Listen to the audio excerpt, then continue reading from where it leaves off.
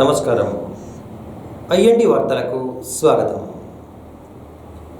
Vemulawada municipal విలీన గ్రామమైన తిప్పాపూర్ 7వ వార్డులో శుక్రవారం రోజున 4 లక్షల రూపాయలతో నిర్మించనున్న సీసీ రోడ్డు, డ్రైనేజీ నిర్మాణ పనులకు స్థానిక మున్సిపల్ చైర్పర్సన్ రామతిత్తపు మాధవి రాజుతో పాటు కౌన్సిలర్ జోగి శంకర్తో కలిసి భూమి పూజ కార్యక్రమాన్ని నిర్వహించారు. వేములవాడ మున్సిపల్ విలీన గ్రామమైన తిప్పాపూర్ 7వ వార్డులో శుక్రవారం రోజున ఎస్సీఎఫ్సీ సబ్ప్లాన్ నిధులు 4 లక్షల రూపాయలతో నిర్మించనున్న సీసీ రోడ్డు, డ్రైనేజీ నిర్మాణ పనులకు మున్సిపల్ చైర్పర్సన్ రామతిత్తపు మాధవి రాజు స్థానిక కౌన్సిలర్ జోగిని శంకర్తో కలిసి భూమి పూజ కార్యక్రమాన్ని నిర్వహించారు. ఈ సందర్భంగా చైర్పర్సన్ మాట్లాడుతూ ఎస్సీఎఫ్సీ సబ్ప్లాన్ నిధుల నుండి 1,75,00,000 రూపాయల నిధులు మంజూరయ్యాయని, దానిలో భాగంగానే శుక్రవారం రోజున 4 లక్షల రూపాయలతో సీసీ రోడ్డుతో పాటు డ్రైనేజీ నిర్మాణ పనులకు భూమి పూజ చేసుకున్నట్లు వివరించారు. కార్యక్రమంలో వారి వెంట మున్సిపల్ చైర్మన్ మధు రాజేందర్ శర్మ, స్థానిక కౌన్సిలర్ జోగిని శంకర్, కమిషనర్ శ్యామ్ సుందర్ రావు, మున్సిపల్ అసిస్టెంట్ ఇంజనీర్ నరసింహస్వామితో పాటు వార్డు ప్రజలు హాజరయ్యారు.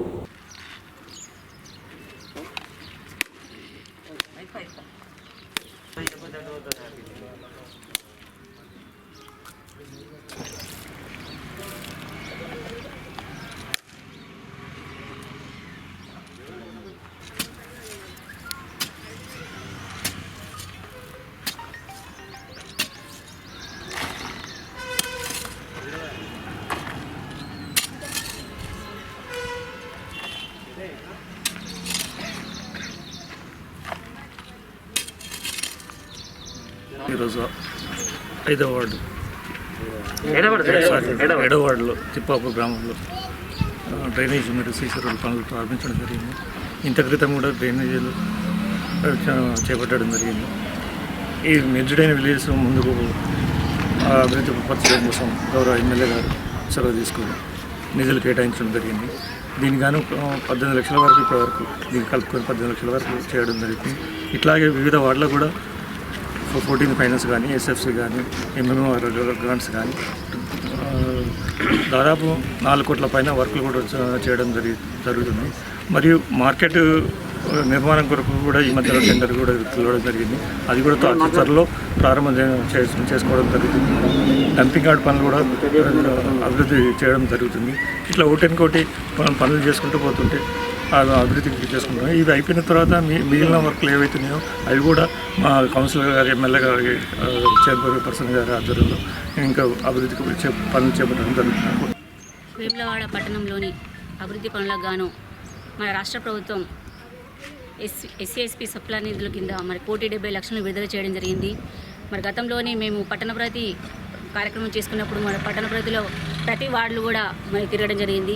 మరి దానిలో భాగంగానే అన్ని వార్డ్స్లోని కొన్ని వర్క్స్ను గుర్తించడం జరిగింది.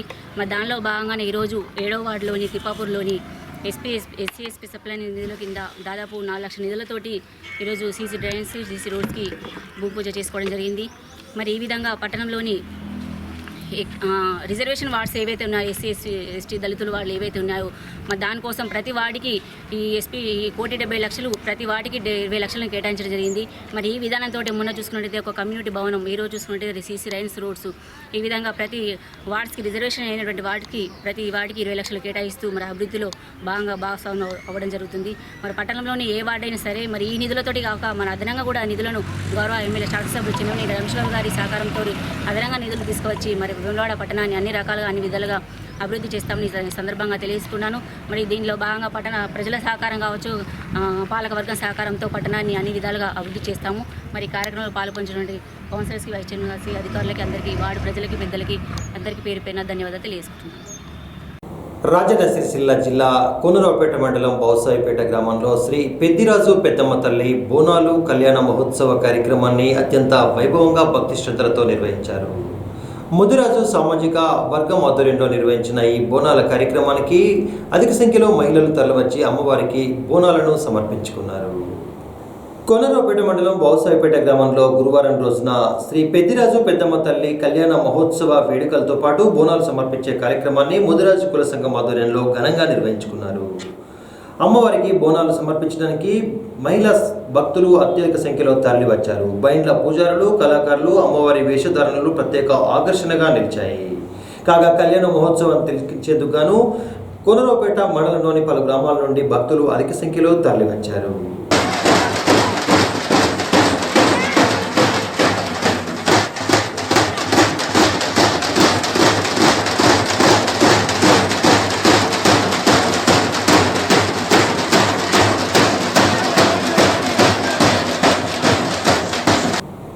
కరోనా బాధితులకు ప్రత్యేకమైన వైద్య చికిత్స అందించేందుకు గాను కొడిమ్యాల మండలంలోని నాచ్పల్లి జేఎన్టీయూలో ఐసోలేషన్ కేంద్రాలను ఏర్పాటు చేస్తున్నామని చొప్పదండి శాసనసభ్యులు సుంకే రవిశంకర్ తెలిపారు. శుక్రవారం రోజున జేఎన్టీయూలో ఏర్పాటు చేస్తున్న ఐసోలేషన్ కేంద్రాన్ని ఆయన వైద్య శాఖ అధికారులతో కలిసి పరిశీలించారు. ప్రజలు ఎలాంటి భయాందోళనలకు గురికాకుండా తగు జాగ్రత్తలు తీసుకుంటే కరోనా మహమ్మారిని ఎదుర్కోవడం సులభతరం అవుతుందని ఈ సందర్భంగా ప్రజలకు విన్నవించారు. స్వీయ నియంత్రణనే కరోనాను ఎదుర్కోవడానికి శ్రీరామ రక్ష అని కరోనా బాధితులకు చికిత్స అందించేందుకు గాను కొండగట్టు జేఎన్టీయూ వద్ద ప్రత్యేక ఐసోలేషన్ కేంద్రాన్ని ఏర్పాటు చేస్తున్నామని చొప్పదండి ఎమ్మెల్యే సుంకే రవిశంకర్ అన్నారు. కొడిమ్యాల మండలం జేఎన్టీయూ కళాశాలలో ఏర్పాటు చేస్తున్న ఐసోలేషన్ వార్డును ఆయన శుక్రవారం పరిశీలించిన సందర్భంగా మాట్లాడుతూ కరోనాను అంతమొందించే గాను ప్రభుత్వం ప్రత్యేక కృషి చేస్తుందని, అంతేకాకుండా ప్రజలు కూడా స్వీయ నియంత్రణ పాటించాలని కోరారు. విధిగా మాస్కులు ధరించడం, శానిటైజర్లు వాడడం, భౌతిక దూరం పాటించడం తప్పనిసరిగా చేయాలని, మాస్క్ ధరించని వారికి 1000 రూపాయల జరిమానా కూడా విధిస్తున్నామని సందర్భంగా తెలిపారు. నియోజకవర్గం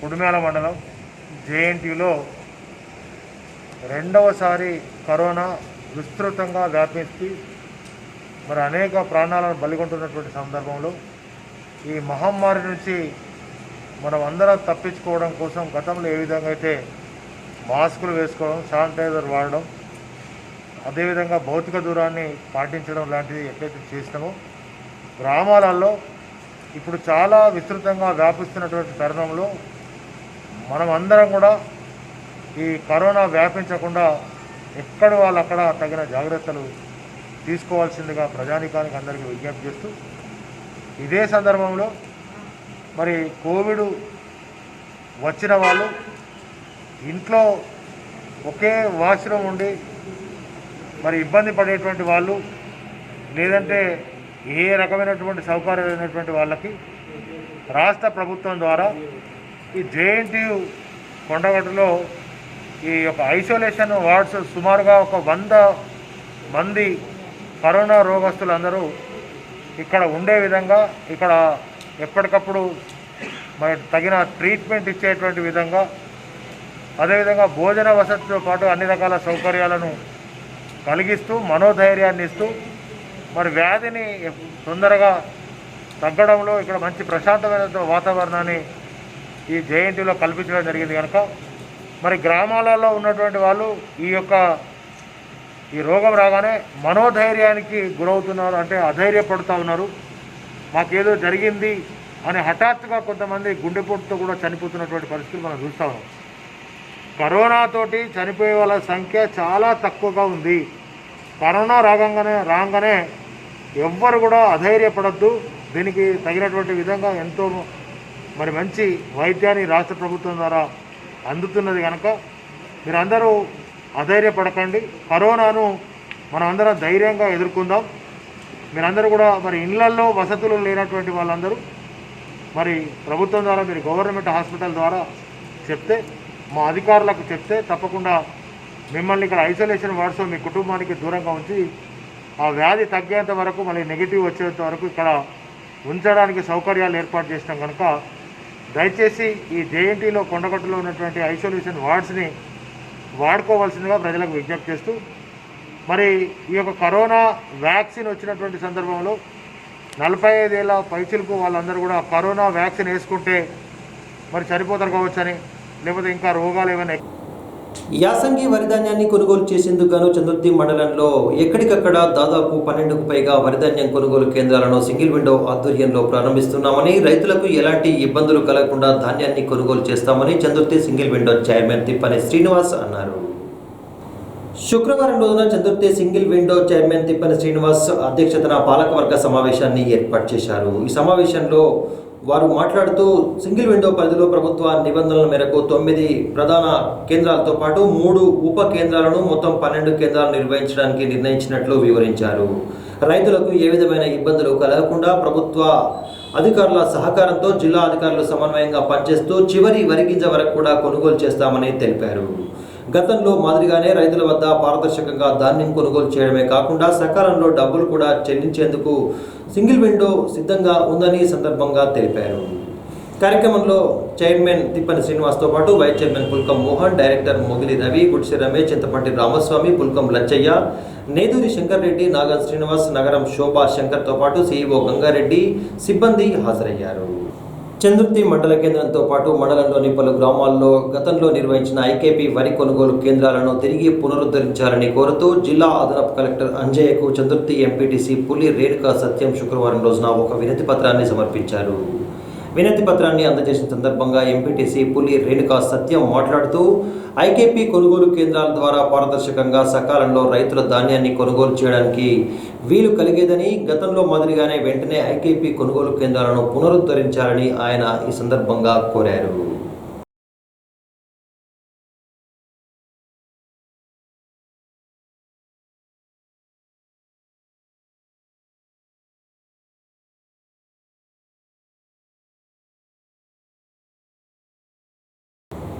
వేములవాడ పట్టణంతో పాటు మండలంలో రోజురోజుకి కరోనా వ్యాప్తి తీవ్రమవుతున్న తరుణంలో వేములవాడ కమ్యూనిటీ హెల్త్ సెంటర్లో కరోనా నిర్ధారణ పరీక్షల సంఖ్యను పెంచాలని రాజన్న సిరిసిల్ల జిల్లా బీజేపీ ప్రధాన కార్యదర్శి బుర్రా శేఖర్ గౌడ్ డిమాండ్ చేశారు.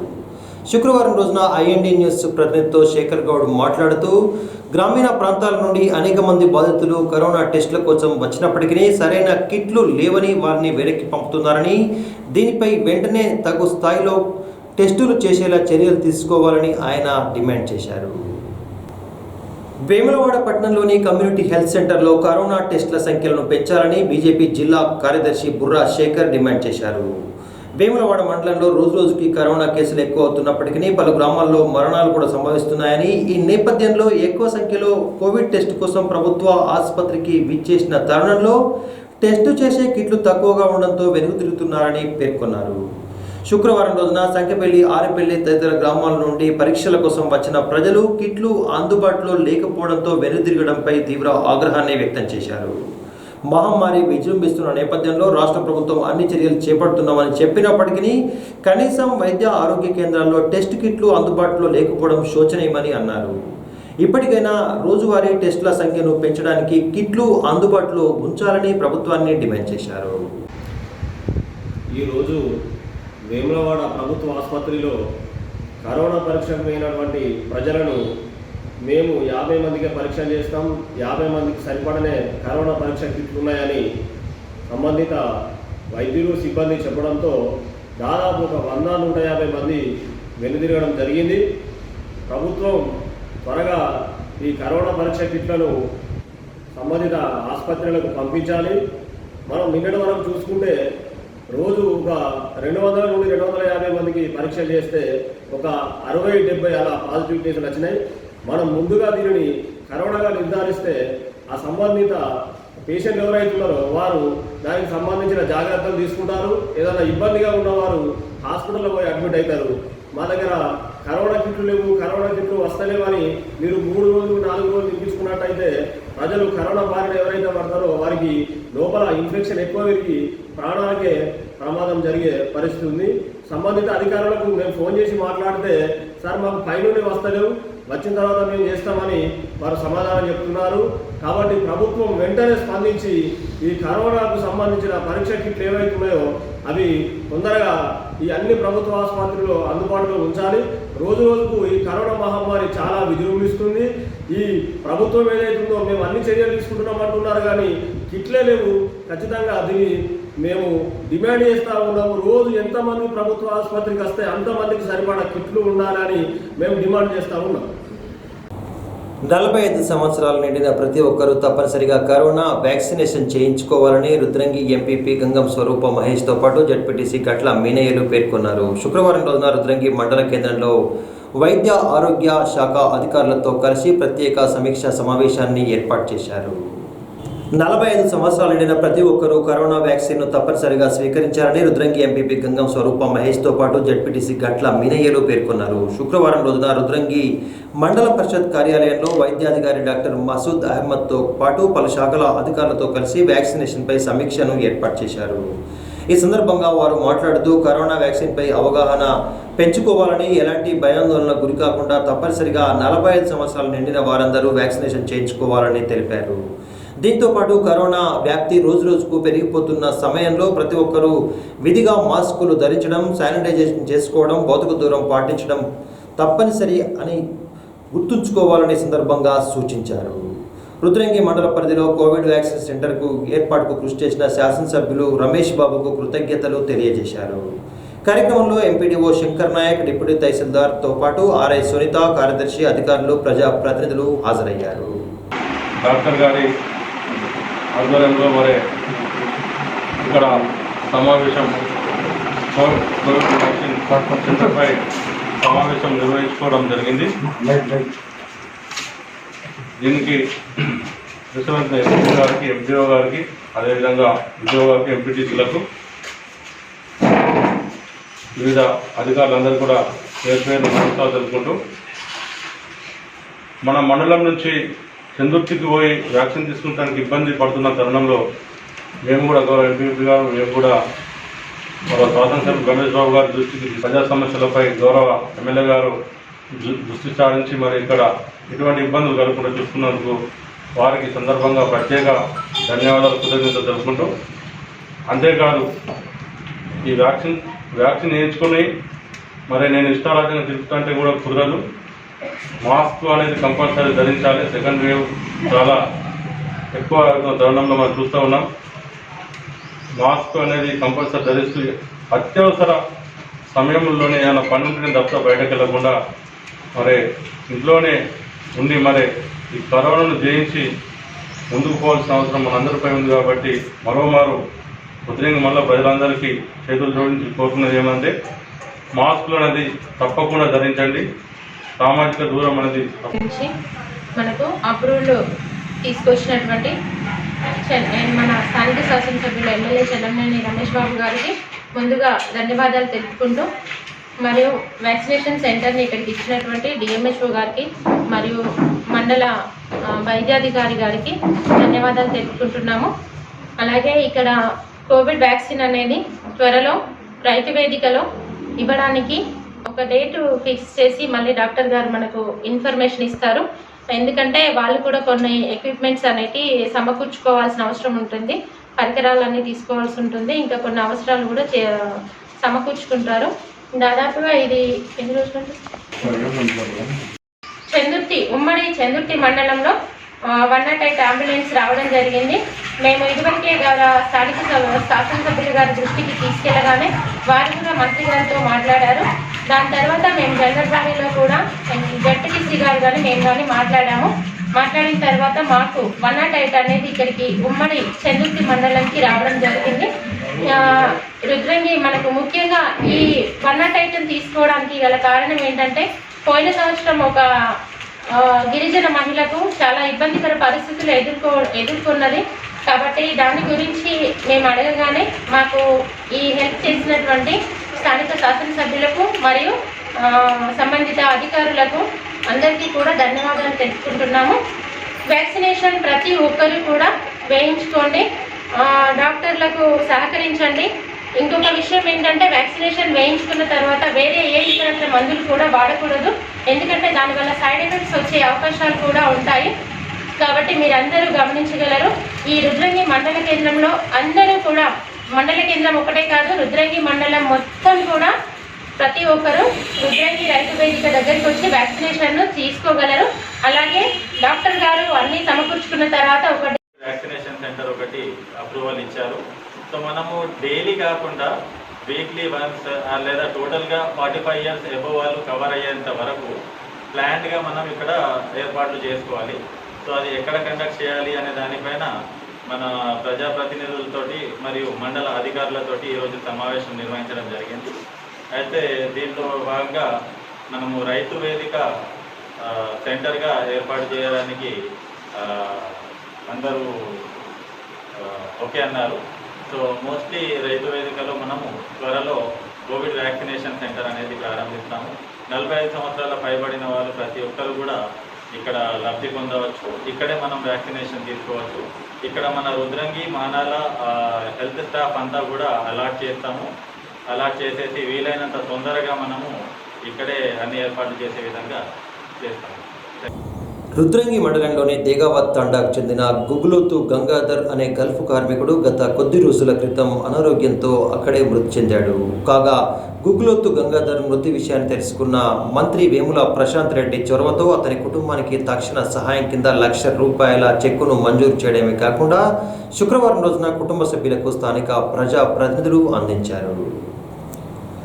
గత కొద్ది నెలల క్రితం ఉన్న ఊరిలో ఉపాధి కరిపై గల్ఫ్ వెళ్లిన రాజన్న సిరిసిల్ల జిల్లా రుద్రంగి మండలం దేగావత్ తాండాకు చెందిన గంగాధర్ గల్ఫ్లో గుండెపోటుతో మృతి చెందాడు. కాగా వారి కుటుంబ దీనస్థితిని తెలుసుకున్న మంత్రి వేముల ప్రశాంత్ రెడ్డి స్థానిక టీఆర్ఎస్ నాయకుల చొరవతో ₹1,00,000 తక్షణ సహాయాన్ని మంజూరు చేశారు. శుక్రవారం రోజున వారి కుటుంబ సభ్యులకు సర్పంచ్ల ఫోరం మండల శాఖ అధ్యక్షులు సరితా తిరుపతి, వైస్ ఎంపీపీ భూమయ్య, సర్పంచ్లు మాలిబాయ్, రమణయ్య, కమ్మర్పల్లి మాజీ వైస్ ఎంపీపీ రాజారాంతో పాటు టీఆర్ఎస్ నాయకులతో కలిసి చెక్కును అందించారు. ఈ సందర్భంగా వారు మాట్లాడుతూ ₹1,00,000 ఆర్థిక సహాయానికి కృషి చేసిన మంత్రి వేముల ప్రశాంత్ రెడ్డికి ప్రత్యేక కృతజ్ఞతలు తెలియజేశారు.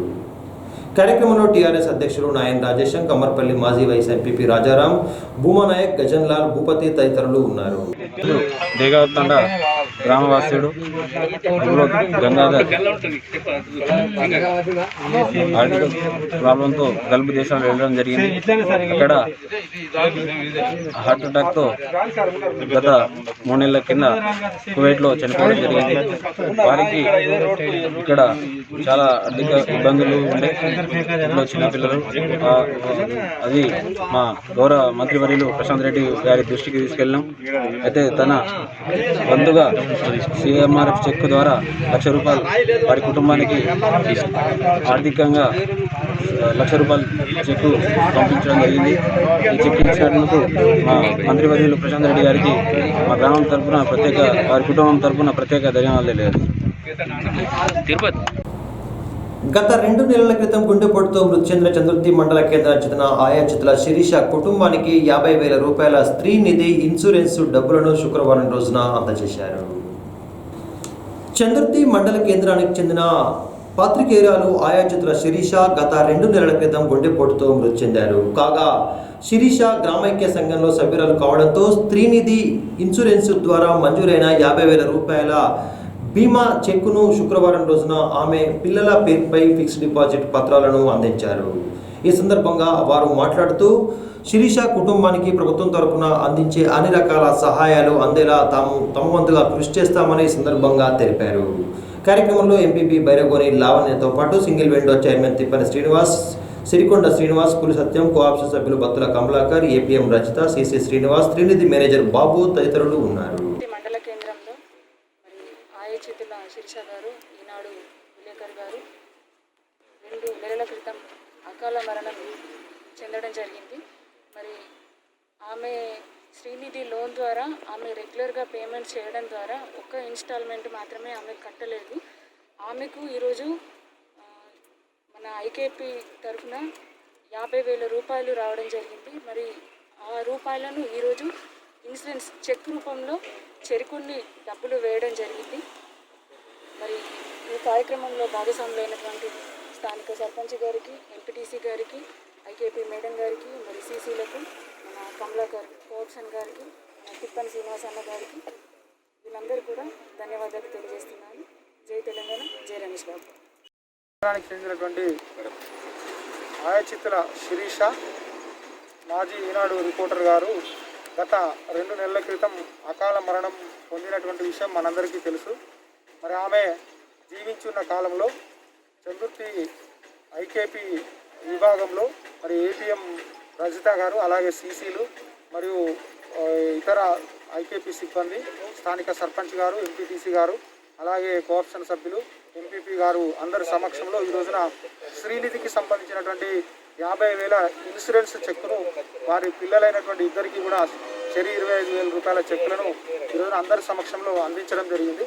మరి గతంలోనే ఆమె తీసుకున్నటువంటి లోన్కు ఇన్సూరెన్స్ రూపంలో సంస్థ చెల్లించినటువంటి దానికి గాను ఆమె అకాల మరణం చెందినందుకు మరి 50,000 చెక్కును తొందరలో 2 మాసాల లోపే మరి ఐకేపీ ఏపీఎం కావచ్చు వారి సిబ్బంది తొందరలోనే చెక్కులు తీసుకొచ్చి మరి అనాథాలైనటువంటి 2 పిల్లలకు అందించడం చాలా గొప్ప విషయం.